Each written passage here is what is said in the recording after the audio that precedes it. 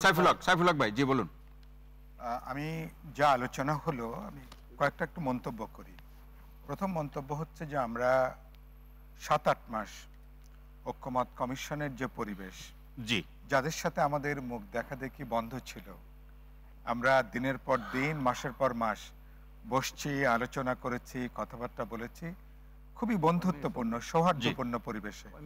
আমরা আবার সাইডলাইনেও অনেক একটু সময় দিয়ে আমরা সাইডলাইনে অনেক আলাপ আলোচনা করেছি। বোঝা গেল আমরা একটা ভালো জায়গায় যাচ্ছি, অতীত থেকে আমরা কিছুটা শিক্ষা নিয়েছি। কিন্তু এরপরে দেখা গেল যে আমরা আমাদের কি বলে না, আমাদের জিনের যে প্রবলেমটা, মানে জিনগত প্রবলেমটা, সেটা কি রাজনৈতিক দিক থেকে আমরা বাস্তবে আমাদের দলীয় ন্যাশনাল কনসেনসাস, ন্যাশনাল এজেন্ডার বাইরে দলীয় এজেন্ডাটা কিন্তু আমাদের সামনে এসছে। এখন কি দাঁড়ালো, কনসেনসাস, বোঝাপড়া এটা গুরুত্বপূর্ণ না, রাজপথ দখল, অবস্থান, সরকারের উপরে আমি কিভাবে চাপ তৈরি করতে পারি, কোনটা হলে আমার দল হিসাবে অথবা আমার দল নির্বাচন কোনটা হলে আমার জন্য ভালো।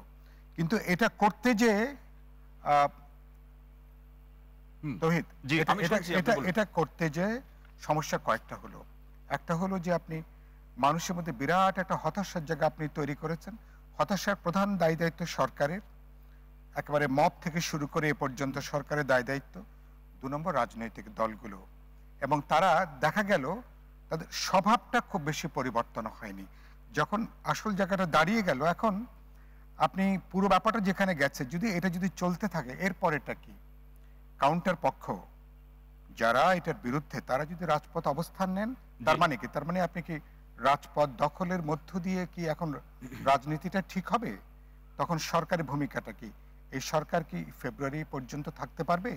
সরকারের অধীনে নির্বাচন হবে, নাকি আসলে আমাদের এই বিভক্তি, বিভাজন, আমাদের এই যে অনৈক্যের জায়গাটা, যেটা এখন আর রাজনৈতিক বিতর্কের মধ্যে নাই, রাজপথ দখলের প্রতিযোগিতায়, যেটা আমি বলেছি, যেটা যদি একটা সহিংসতা যদি পর্যবসিত হয়, এবং যার সুযোগ নেবার জন্য অনেকে কিন্তু বসে আছে, যে আমরা মারামারি করব, হানাহানি করব, দ্বন্দ্বের সংঘাতে আমরা লিপ্ত হব। তার মানে ওই যে বলে না, ইতিহাসের বড় শিক্ষা এটা নাকি, যে ইতিহাস থেকে কেউ আমরা শিক্ষা নিই না। এটা করতে যে, এবং আমরা মনে করি যে এখনই বুঝি সময় আমাদের সবটা অর্জন করবার জন্য, এবং এটা করতে যে আমার আমসালা সবই যে এখন যাওয়ার জোগাড় হতে পারে, এই বোধটা সম্ভবত নাই। আমার শেষ কথা যেটা বলতে চাই, আমি 3টা ব্যাপারে, একটা হলো সরকারের পলিটিক্যাল উইজডমটা আগামীকাল 12টায় তারা কি করছেন, তারা যদি একটা বোঝাপড়ার মধ্য দিয়ে, কিছু আপত্তি থাকবে, যদি একটা সমাধানের পথ বের হয়, এটা একটা পথ। আর রাজনৈতিক দলগুলো তারা যদি মনে করেন না, এই যাত্রায় আমাদেরকে 100-তে আমাদের স্কোর করতে হবে, আমি 100-তে 100 আমাকে স্কোর করতে হবে, এটাই হলো সুযোগ। তো আপনি যদি পলিটিক্সে যদি এখনই চট দখলে যদি পর্যবসিত করেন, তাহলে আমাদের জন্য কিন্তু বড় ধরনের দুর্যোগ অপেক্ষা করছে। অসংখ্য ধন্যবাদ। এবং সেখানে এই প্রতি অভ্যুত্থানের জমিনটা তৈরি করে দিচ্ছেন কিনা, এবং যে সুযোগটার জন্য অনেকে অপেক্ষা করছে, সেজন্য আমার কথা যে আমরা কথা বলি, বিতর্ক করি, নিশ্চয়ই ইসলামী আন্দোলন, জামাত রাজপথে প্রতিবাদ, দায়িত্বশীলতার পরিচয় দিবে সবাই, সেটাই কোনো অসুবিধা নাই।